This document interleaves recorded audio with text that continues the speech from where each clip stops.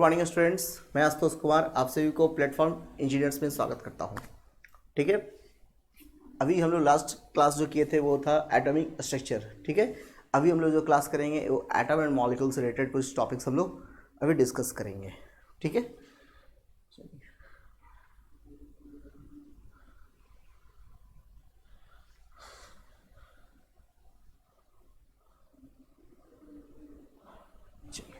क्या नाम दिया बोले मैंने चैप्टर का नाम?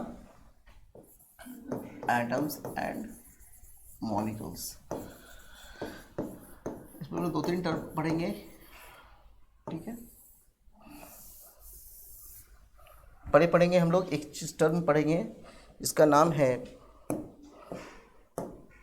Percentage composition. क्या नाम है? Percentage composition. Percentage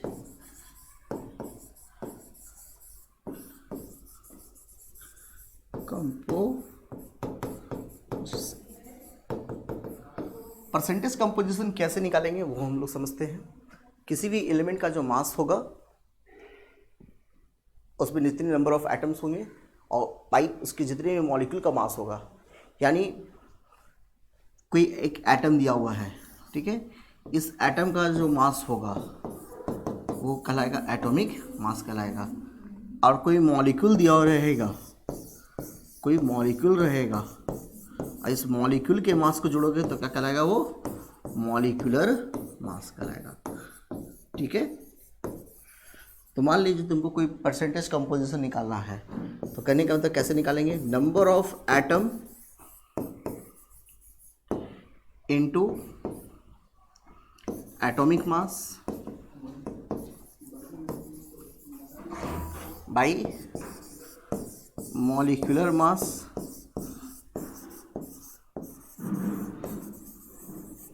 into 100। ये फॉर्मूला हो गया किसका? ये फॉर्मूला हो गया इंटू 100।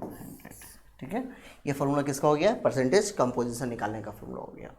मॉलिक्यूल का मास को मॉलिक्यूलर मास कहेंगे, जबकि एटॉमिक मास क्या होगा? एक एटम के मास को क्या बोलेंगे? एटॉमिक मास बोलेंगे। चलिए एग्जांपल ले लेते हैं, ज़्यादा अच्छा रहेगा। चलिए मान लो आपसे क्या क्वेश्चन पूछा, calculate the percentage composition of calcium in limestone. In limestone. तो अब लाइमस्टोन का फॉर्मूला हम आपको लिखाए हैं। क्या होता है लाइमस्टोन का फॉर्मूला बताइए? CaCO3। तो अब आपको पहले CaCO3 का क्या निकालना है? CaCO3 का क्या निकालेंगे? मॉलिक्यूलर मास निकालेंगे। CaCO3 का क्या निकालेंगे? मॉलिक्यूलर मास जो निकालेंगे वो किसका निकालेंगे? CaCO3 का निकालेंगे। CaCO3 का मॉलिक्यूलर मास क्या होगा बोलो? CaCO3 का मॉलिक्यूलर मास, तो इस पूरे का हम लोग क्या करेंगे देखेंगे। यहाँ Ca क्या है? देखो मॉलिक्यूलर मास निकालने का फॉर्मूला है, मॉलिक्यूलर मास निकाला था number of atom into atomic mass. Number of atom into atomic mass. तो अब देखो पहले तुम Ca में कितने नंबर ऑफ एटम है? कैल्शियम एक Ca का क्या होता है? 40U। U for unified mass. Plus carbon कितने हैं? एक कार्बन का होता है 12U। प्लस ऑक्सीजन कितने हैं? 3, तो 3 इंटू 16U। तो टोटल मास जोड़ दो, 40U plus 12U plus 48U। Overall कितना आया? 48, 50, 60, 40, 100, 100U। ये 100U क्या हो गया? 100U हो गया आपका molecular mass of calcium carbonate. 100U किसका आया? Molecular mass of calcium carbonate. आया समझ में? यहाँ तक कैसे मैंने मॉलिक्यूलर मास निकाला? प्रत्येक एटम का अपना अपना मास हुआ। कैल्शियम का मास कितना होता है? 40, कार्बन का मास हो गया 12, ऑक्सीजन का है 16। कैल्शियम कितने हैं? 1, तो 1 इंटू 40 किया। कार्बन कितने हैं? 1, 1 इंटू 12 किया। ऑक्सीजन कितने हैं? 3, 3 इंटू 16 किया, तो 48 आया। ये वैल्यू आ गया आपका मॉलिक्यूलर मास किसका? CaCO3 का। अब फॉर्मूला क्या था हमारे पास, फॉर्मूला देखिए पीछे लिखा हुआ है, फॉर्मूला क्या था, नंबर ऑफ एटम यानी जिसका निकालना है into atomic mass by molecular mass. तो नंबर ऑफ एटम कैल्शियम कितने हैं, 1 इंटू कैल्शियम का मास कितना है 40/100 इंटू 100 यानी परसेंटेज कंपोजिशन कितना है, कैल्शियम कितना परसेंट है मौजूद होगा, यानी कैल्शियम कार्बोनेट में कैल्शियम का परसेंटेज कितना मौजूद है 40% बाई वेट मौजूद है। आया बात समझ में, 40% बाई वेट कौन मौजूद है, कैल्शियम मौजूद है पूरे कैल्शियम कार्बोनेट में। इसी तरह से कार्बन का भी वेट निकाल सकते हैं, इसी तरह से आप ऑक्सीजन का वेट निकाल सकते हैं। क्लियर है। अगर हम आपसे पूछे कि परसेंटेज कंपोजिशन ऑफ सोडियम या percentage composition of oxygen in caustic soda, निकालते हैं हम लोग। यानी क्या कहा आपसे, calculate the percentage composition of oxygen in, मैंने नाम क्या दिया, कास्टिक सोडा। अब आपसे कास्टिक सोडा लिखेगा तो आपको याद रखना है कि फॉर्मूला क्या होता है कास्टिक सोडा का, कास्टिक सोडा का फॉर्मूला होता है NaOH। क्या होता है फॉर्मूला, NaOH। तो अभी NaOH का आपको क्या निकालना है, पहले मॉलिक्यूलर मास निकालना है। NaOH का क्या निकालेंगे, मॉलिक्यूलर मास निकालेंगे।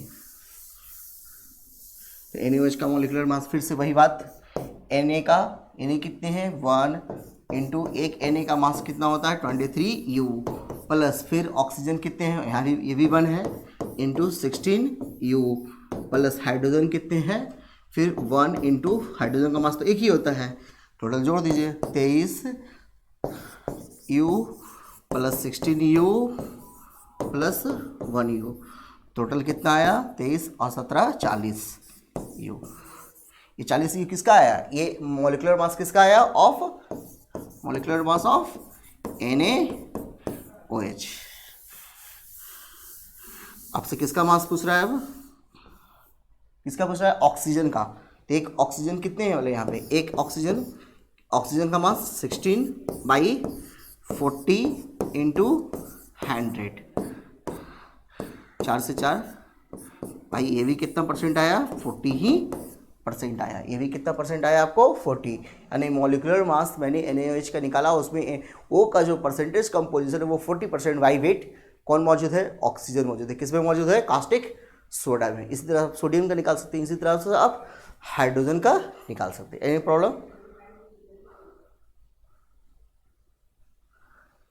आगे बढ़े। तो परसेंटेज कंपोजिशन समझ गए आप लोग, आगे बढ़ते हैं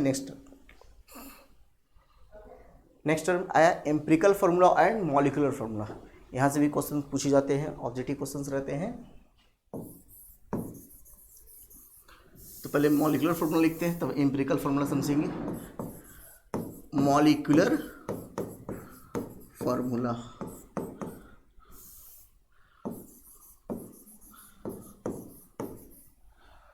और इधर देते हैं हम लोग एम्पिरिकल फार्मूला। एम्पिरिकल फार्मूला देखिए सर, मॉलिक्यूलर फार्मूला जो होंगे, किसी भी मॉलिक्यूल में जो एक्चुअल नंबर ऑफ एटम्स होंगे, किसी भी मॉलिक्यूल में मैंने क्या कहा, किसी भी मॉलिक्यूल में एक्चुअल एटम्स प्रेजेंट जो होंगे, एक्चुअल नंबर ऑफ एटम्स को मॉलिक्यूलर फार्मूला कहते हैं। मॉलिक्यूलर फार्मूला कहते हैं किसी भी मॉलिक्यूल में एक्चुअल नंबर ऑफ एटम्स को। जैसे बात से पूछेंगे बेंजीन, मैंने क्या नाम दिया, बेंजीन। पूछेंगे कि बेंजीन का मॉलिक्यूलर फार्मूला क्या होगा, तो C6H6 होगा। मैं कहूँ इथेन, क्या होगा, C2H6 होगा। मैं कहूँ ग्लूकोज, इथेन ऐसे दिखाता है, गलत लिखा गया, इथेन। फिर आया ग्लूकोज, ग्लूकोज का क्या फार्मूला हो गया, C6H12O6, इसे भी ग्लूकोज के फार्मूला है। अगर इसी चीज़ को अगर हमको एम्पिरिकल फार्मूला में पूछेगा तो कैसे डिफाइन करेंगे, देखिए सर, एम्पिरिकल फार्मूला को, एम्पिरिकल फार्मूला का डिफिनेशन पहले लिखते हैं, simplest number of atoms, simplest यानी जितना छोटा से छोटा नंबर ऑफ एटम्स हो, लेकिन इन होल नंबर रेशियो में, ये किस फॉर्म में होना चाहिए, होल नंबर रेशियो या होल नंबर फॉर्म में होना चाहिए, होल नंबर रेशियो नहीं, क्या होना चाहिए, होल नंबर में होना चाहिए, इन होल नंबर में होना चाहिए, यानी होल नंबर में होना चाहिए, यानी पूरी टोटल, यानी फ्रैक्शन में नहीं आना चाहिए, होल नंबर में, 1 2 3 4 इसी फॉर्म में, 2.5 नहीं, 3.5 नहीं होना चाहिए, ठीक है, इस तरह से। तो चलो बेंजीन का सिंपलेस्ट, तो बेंजीन को हम यहाँ से, ये बेंजीन है, अगर हमको इसका एम्पिरिकल फार्मूला लिखना हो तो C/6 है, इसको कितना से डिवाइड कर दें, 6 से डिवाइड कर देंगे, तो जो संख्या दिखा यहाँ पे क्या कंपाउंड दिखा, CH दिखा, ये CH जो दिखा है ये क्या कहलाया, एम्पिरिकल फार्मूला कहलाया, किसका कहलाया, बेंजीन। मैंने कितना से डिवाइड किया, से, ये इससे छोटा और कोई नंबर ऑफ एटम्स में प्रेजेंट नहीं हो सकता। कार्बन हाइड्रोजन जो है वो सिंपलेस्ट नंबर ऑफ एटम यानी स्मॉलेस्ट नंबर ऑफ एटम में प्रेजेंट दिख रहा है, इससे छोटा हम और ज़्यादा नहीं कर सकते हैं, क्योंकि हमने C/S को 6 से डिवाइड कर दिया, मुझे क्या मिला, CH मिला। CH is the empirical formula of benzene. Clear है। चलिए अब आया नेक्स्ट और एग्जांपल ले लेते हैं, C2H6। चलो इसको कितने से डिवाइड कर दें, 3 से डिवाइड तो नहीं होगा, जब भी डिवाइड होगा डिवाइड बाई 2 होगा, तो डिवाइड बाई 2 होगा तो फार्मूला क्या बनेगा, 2 से 2 कैंसिल और 2 तिहाई 6, यानी फार्मूला क्या बना, CH3 बना, CH3। तो CH3 क्या हो गया, इथेन का वो हो गया, एम्पिरिकल फार्मूला हो गया। आया बात समझे। इसी तरह से ग्लूकोज का एक गायब हो गया यहाँ से, H12O6, तो ग्लूकोज का लिखिए यहाँ पे, नेक्स्ट ग्लूकोज का, ग्लूकोज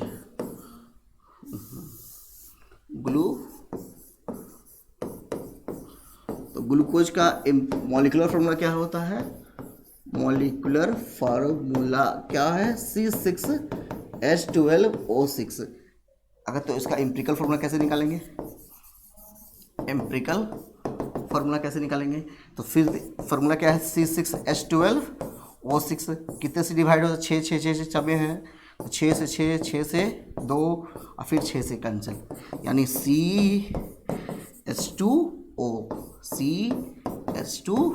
आया बस समझ में, मेरे ख्याल से सब बच्चे को आया वो समझ में। मैंने क्या किया, जो संख्या से हम इसको डिवाइड कर सकते हैं, यानी यहाँ पे 6 सब में कॉमन दिख रहा है तो हम 6 से डिवाइड कर दें, 6 से एक बार में C हो गया, 6 से 2 बार में CH2 हो गया, फिर 6 से एक बार में CH2O हो गया, जबकि पीछे C6 था, वहाँ पे 6 कॉमन था तो मैंने CH लिखा।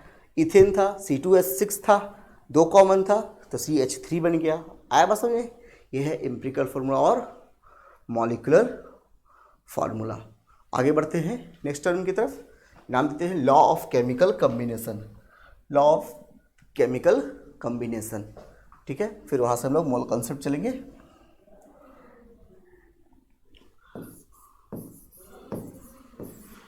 लॉ ऑफ केमिकल कम्बिनेशन, तो लॉ ऑफ केमिकल कम्बिनेशन को हम लोग समझते हैं, ठीक है। ये लॉ ऑफ केमिकल कम्बिनेशन यानी कोई भी केमिकल रिएक्शन जब कंबाइन करता है तो वो कौन कौन से लॉ को फॉलो करता है, उस चीज़ों को बोलते हैं लॉ ऑफ केमिकल कम्बिनेशन, ठीक है। यानी केमिकली जब भी कोई सब्सटेंस कंबाइन करेगा, आपस में जुड़ेगा, तो कौन कौन से प्रिंसिपल को फॉलो करना चाहिए, कौन कौन से प्रिंसिपल को फॉलो करता है, उसी को नाम दिया जाता है law of chemical combinations. Clear है। चलिए, लॉ ऑफ केमिकल कम्बिनेशन में दो चीज़ों को, दो लॉ है, मेनली आप लोगों को 2 लॉ पढ़ना है। एक लॉ का नाम है law of conservation of mass, एक लॉ का नाम है law of conservation of mass. जबकि दूसरे लॉ का नाम है लॉ ऑफ कांस्टेंट प्रोपोर्शन। दूसरे लॉ का नाम है लॉ ऑफ कांस्टेंट प्रोपोर्शन। दूसरे लॉ का नाम है law of constant proportion. Law of conservation of mass और लॉ ऑफ कांस्टेंट प्रोपोर्शन होता क्या है, बारी बारी से समझते हैं हम लोग, ठीक है।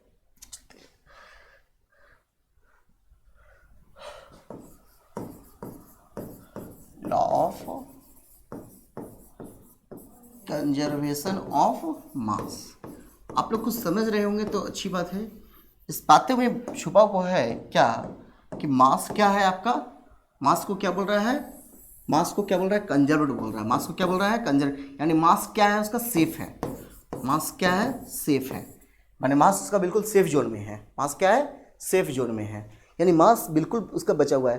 यानी कभी कहने का मतलब यह है कि जो भी केमिकल रिएक्शन होगा तो जो भी हम सब्सटेंस लेंगे उस सब्सटेंस का मास क्या होना चाहिए, कंजर्व रहना चाहिए, सेफ रहना चाहिए। अगर ये सेफ है तो समझेंगे कि वो law of conservation of mass को फॉलो कर रहा है।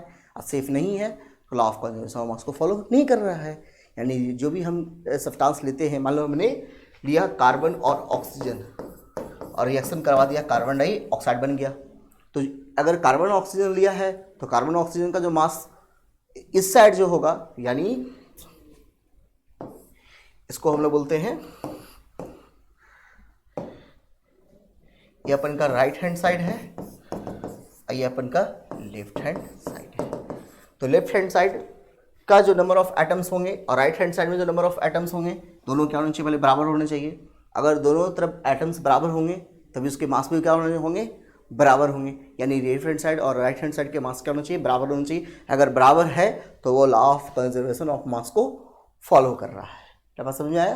मैंने फिर से क्या बोला, left hand side and right hand side के नंबर ऑफ एटम्स अगर बराबर है तो ठीक ठाक है, समझेंगे। नंबर ऑफ एटम बराबर है इसका मतलब law of conservation of mass को फॉलो कर रहा है। नंबर ऑफ एटम बराबर नहीं है तो वो law of conservation of mass को फॉलो नहीं कर रहा है। लेकिन नहीं, अगर नंबर ऑफ एटम बराबर नहीं है इसका मतलब क्या है, कहीं ना कहीं उसमें उसके मास में क्या है, कमी आएगी। तो हम लोग फिर क्या करते हैं, उस इक्वेशन को बैलेंस करते हैं। उस इक्वेशन को बैलेंस करके हम उसके नंबर ऑफ एटम्स को क्या करते हैं, बराबर करते हैं। और बराबर करने के बाद क्या होता है, वो रिएक्शन जो है, वो केमिकल रिएक्शन जो है, वो law of conservation of mass को क्या करता है, फॉलो करता है। क्लियर है? देखते हैं हम लोग। तो लेफ्ट हैंड साइड को नाम क्या दिया जाता है, लेफ्ट हैंड साइड को नाम दिया जाता है रिएक्टेंट। लेफ्ट हैंड साइड को नाम दिया जाता है रिएक्टेंट, जबकि राइट हैंड साइड को क्या नाम दिया जाता है, प्रोडक्ट। जो बना वो प्रोडक्ट और जो पार्टिसिपेट किया उसे रिएक्टेंट कहते हैं। जो पार्टिसिपेट किया तो कार्बन था, कार्बन को जलाया गया ऑक्सीजन के साथ, है ना, जलाया गया, ऑक्सीजन किया गया, कंपाउंड क्या बन गया, गैस कौन सा निकला, कार्बन डाइऑक्साइड गैस निकला। तो कार्बन डाइऑक्साइड गैस जो निकल रहा है वो प्रोडक्ट है, जबकि कार्बन और ऑक्सीजन दोनों पार्टिसिपेट कर रहा है, डेट मीन्स वो रिएक्टेंट है। चलो, तो कंसेप्ट क्या है sir, mass of LHS, mass of LHS equal to mass of RHS।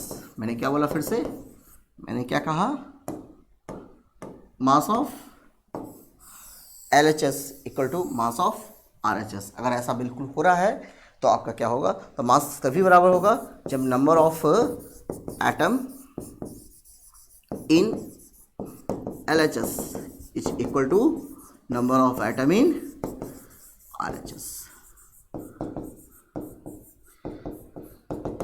क्या यहाँ पे देखिए तो इस रिएक्शन में क्या दिख रहा है, इधर कितने कार्बन हैं, यहाँ कितने कार्बन है, एक। इधर भी कार्बन कितने हैं, एक। इधर भी ऑक्सीजन कितने हैं, दो। इधर भी ऑक्सीजन कितने हैं, दो। यानी हर हाल में दोनों क्या है, सेम है, सेम है। यानी ये law of conservation of mass को फॉलो कर रहा है। आ रहा है बस में। एक और रिएक्शन ले लेते हैं, देखिए ऊपर वाले में एक और रिएक्शन लिख रहा हूँ मैं। मैग्नीशियम को ऑक्सीजन से बर्न किया, कंपाउंड क्या बना, मैग्नीशियम ऑक्साइड। यहाँ Mg कितना है, 1, और ऑक्सीजन कितना है, 2, जबकि यहाँ Mg कितना है, 1, और ऑक्सीजन कितना है, 1। इसका मतलब ये केमिकल इक्वेशन क्या कर रहा है, law of conservation of mass को फॉलो नहीं कर रहा है। Mg प्लस ऑक्सीजन से रिएक्शन करवाया गया, बना कंपाउंड क्या, MgO। ये law of conservation of mass को फॉलो नहीं कर रहा है। तो अब इसे फॉलो करने के लिए ये क्या करेगा, आपस में केमिकल इक्वेशन क्या करेगा, बैलेंस करेगा। ये क्या करेगा, बैलेंस करेगा। यानी एंड एक बात यहाँ से पता चला, एक लाइन में लिखेंगे, एक लाइन में लिखेंगे यहाँ से बैलेंस्ड केमिकल इक्वेशन। मैंने फिर से लिख रहा हूँ line, balanced chemical equation. Balanced chemical equation समझते हैं ना? बैलेंस्ड केमिकल इक्वेशन का मतलब अभी हमने बताया, number of atoms same in both side, same in both side, इसी को कहा जाता है बैलेंस्ड केमिकल इक्वेशन। दोनों तरफ नंबर ऑफ एटम की संख्या जब बराबर हो तो उसी को नाम दिया जाता है बैलेंस केमिकल इक्वेशन। तो balanced chemical equation follow the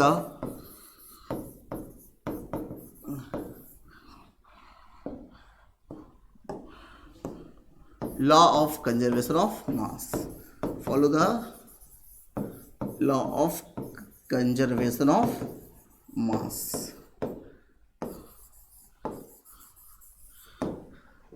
ठीक है, पहला पॉइंट। दूसरा point, unbalanced chemical equation, unbalanced chemical equation, unbalanced chemical equation, chemical equation does not follow the, does not follow the, क्या लिखेंगे, law of conservation of mass, law of conservation of mass, law of conservation of,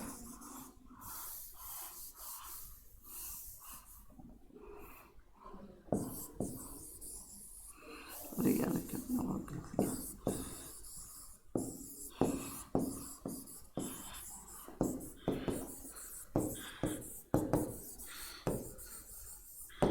इस line को याद रखेंगे कि जो balanced chemical equation होते हैं वो law of conservation of mass को फॉलो करते हैं, क्योंकि unbalanced chemical equation law of conservation of mass को फॉलो नहीं करते हैं।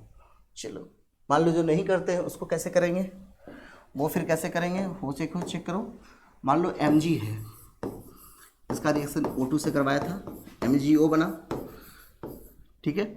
तो इसको पहले हम लोग क्या करेंगे, बराबर करेंगे। इसको क्या करेंगे, नंबर ऑफ एटम्स को बराबर करेंगे। यहाँ पे ऑक्सीजन कितने दिख रहे हैं, 2, यहाँ ऑक्सीजन कितने दिख रहे हैं, 1। चलो ना इसको 2 से गुना कर देते हैं, यानी यहाँ 2 से गुना कर दो। जब ये यहाँ मैग्नीशियम कितने हैं, 1, जबकि यहाँ मैग्नीशियम कितने हो गए, अब 2 हो गए। देखो कैसे हुए 2, कैसे हुए 2, यहाँ 2 यहाँ थे, मैग्नीशियम कितने, 1, ये भी 1, तो ओवरऑल मैग्नीशियम भी 2, 2 गुना 2, 2 गुना 1, 2, और यहाँ पे ऑक्सीजन भी 2, जबकि यहाँ मैग्नीशियम कितने हैं, 1 है।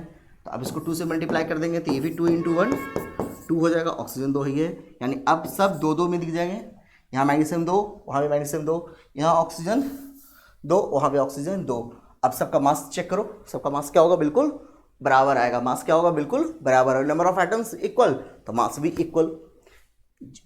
मास किसके डिपेंड करेगा, किसी एटम के मास पे डिपेंड करेगा। अगर एटम 1 तो मास भी इसका सेम दिखेगा। चलो देखो दिखा देते हैं।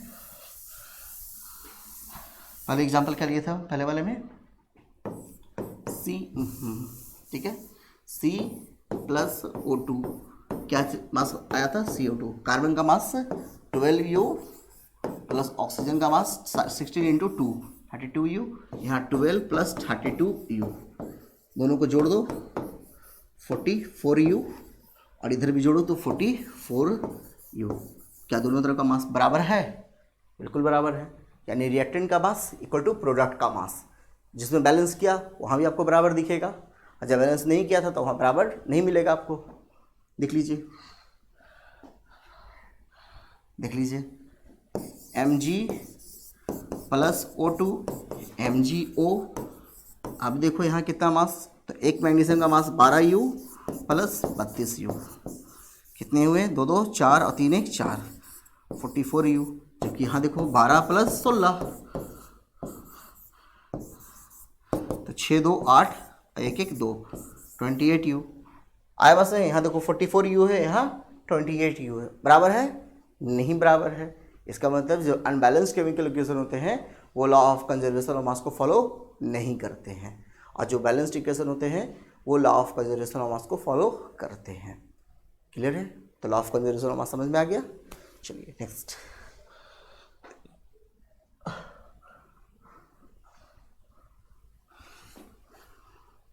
नेक्स्ट, टर्म देंगे, क्या था? Law of constant proportion.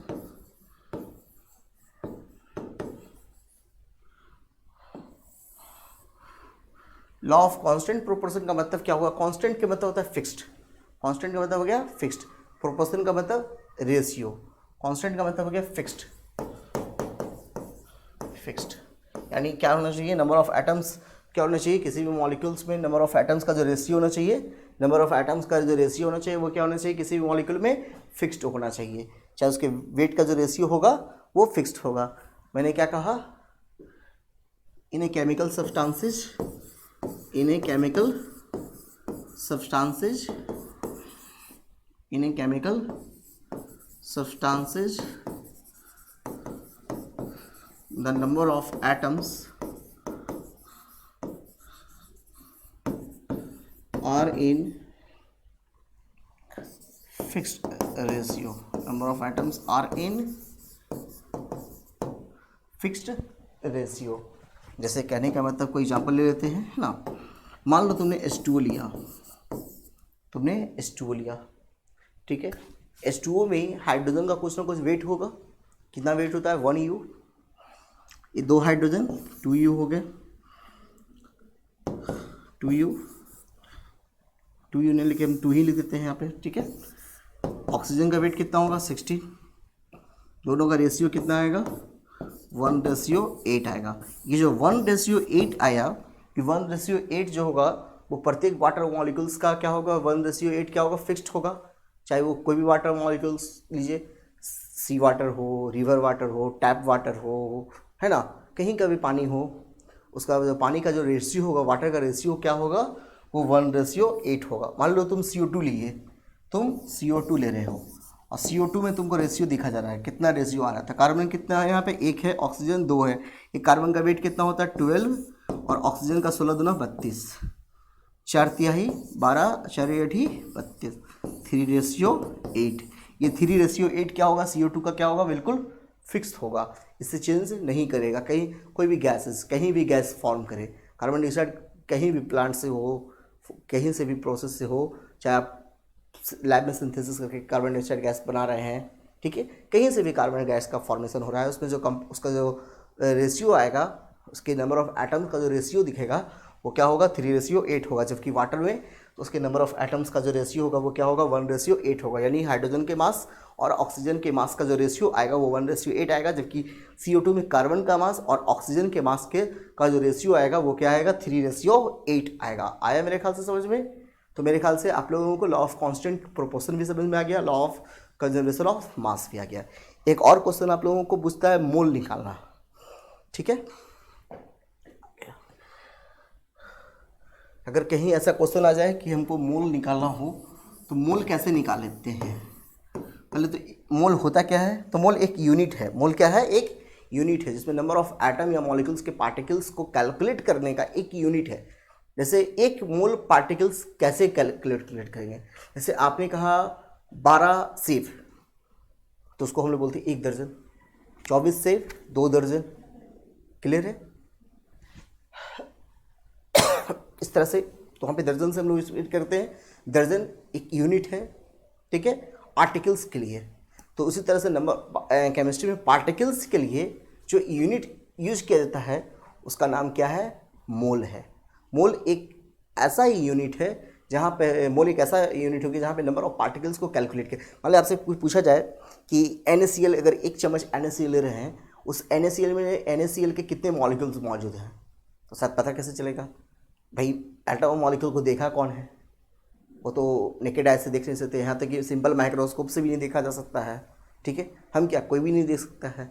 अब कैलकुलेट करना है आपको NaCl में कितने मॉलिक्यूल हैं, एक ड्रॉप अगर हम वाटर ले लें हैं उसमें कितने हाइड्रोजन और ऑक्सीजन प्रेजेंट है, इन सभी चीज़ों को कैलकुलेट करना नेकेड आई से पॉसिबल नहीं था। उसी के लिए साइंटिस्ट ने ऑस्टवाल्ड, क्या नाम है उनका, ऑस्टवाल्ड ने एक कंसेप्ट दिया मोल के बारे में, और उन्होंने मोल का एक नंबर दिया, मैजिक नंबर, इमेजिनरी नंबर कहिए, एक अच्छा नंबर दिया जिसके द्वारा हम लोग किसी भी एटम मॉलिक्यूल्स के नंबर ऑफ पार्टिकल्स को क्या करते हैं, कैलकुलेट कर सकते हैं। उस मोल का वैल्यू है, 1 मोल का वैल्यू है 6.022। याद रखना, अगर आपसे कोई पूछे कि इस मोल को देने वाला व्यक्ति का नाम था एवोगाड्रो, मोल को देने वाला व्यक्ति का था, लेकिन टर्म खोज करने वाला व्यक्ति का नाम था Ostwald. The term mole was introduced by Ostwald. इस मोल को दिया था एवोगाड्रो, इसी कारण इस नंबर को बोला जाता है एवोगाड्रो नंबर, इसी कारण इस नंबर को बोला जाता है एवोगाड्रो नंबर। अगर हम बोलेंगे कि 1 मोल ऑक्सीजन में कितने ऑक्सीजन प्रेजेंट होंगे, तो 6.022 into 10⁻³ number of atom of oxygen present होंगे। 1 मोल ऑक्सीजन मॉलिक्यूल में कितने मॉलिक्यूल्स प्रेजेंट होंगे, 6.022 इंटू 10⁻23 मॉलिक्यूल्स प्रेजेंट होंगे। इसी को बोलते हैं हम लोग एवोगाड्रो नंबर। इसी को डिनोट किया जाता है Na से या N0 से। क्लियर है, ये एक मोल का वैल्यू है। अब रहा बात कि मोल निकालेंगे कैसे, तो मोल बराबर फॉर्मूला होता है weight in gram by atomic weight oblique molecular weight. ये मोल निकालने का फॉर्मूला हो गया। मोल बराबर क्या फॉर्मूला होगा, weight in gram by atomic weight और molecular weight, weight in gram by atomic weight और मॉलिक्यूलर वेट। ये मोल निकालने का फॉर्मूला, आप किसी को भी मोल निकाल सकते हैं। ठीक है, चलिए कुछ क्वेश्चन हम लोग देख लेते हैं। मेरे पास कुछ क्वेश्चन है इससे रिलेटेड, तो भी हो पाएगा कुछ। चलिए क्वेश्चन है कि calculate the number of atoms in 0.2 mole. ओ सिट, नंबर ऑफ एटम्स पूछ रहा है आपसे। तो नंबर ऑफ एटम्स अगर निकालना हो, एक मिनट, नंबर ऑफ एक मिनट,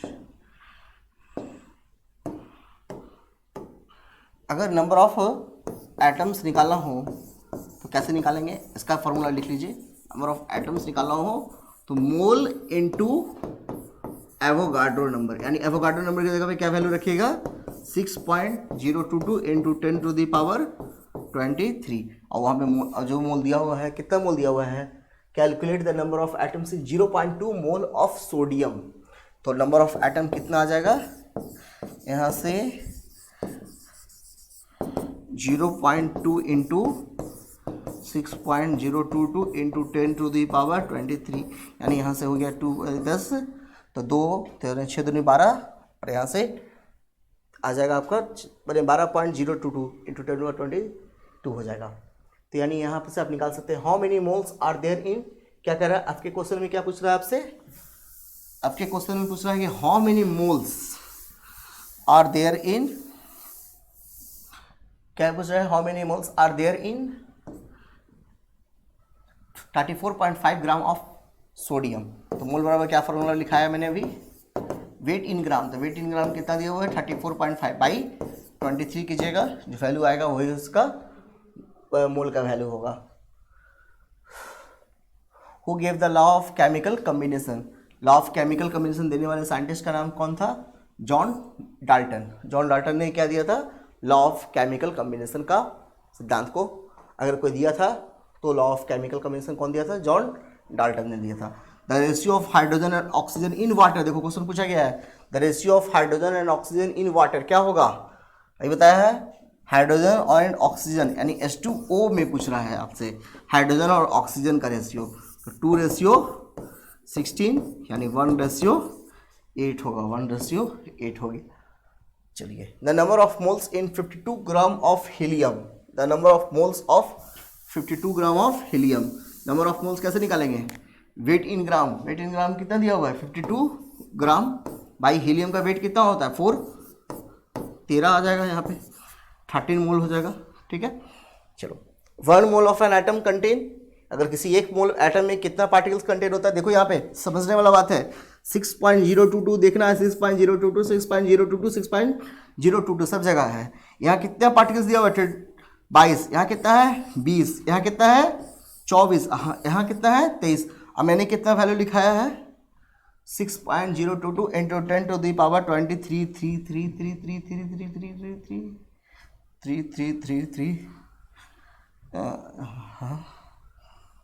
हाँ कितना वैल्यू लिखा है 6.022 इंटू 10 टू पावर 23। याद रखना 20 भी है, 22 भी है, 23 भी है, 24 भी है। अगर आप 24 करेंगे तो भी गलत होगा, 20 भी करेंगे तो भी गलत होगा, 24 भी करेंगे 23 आपका सही है।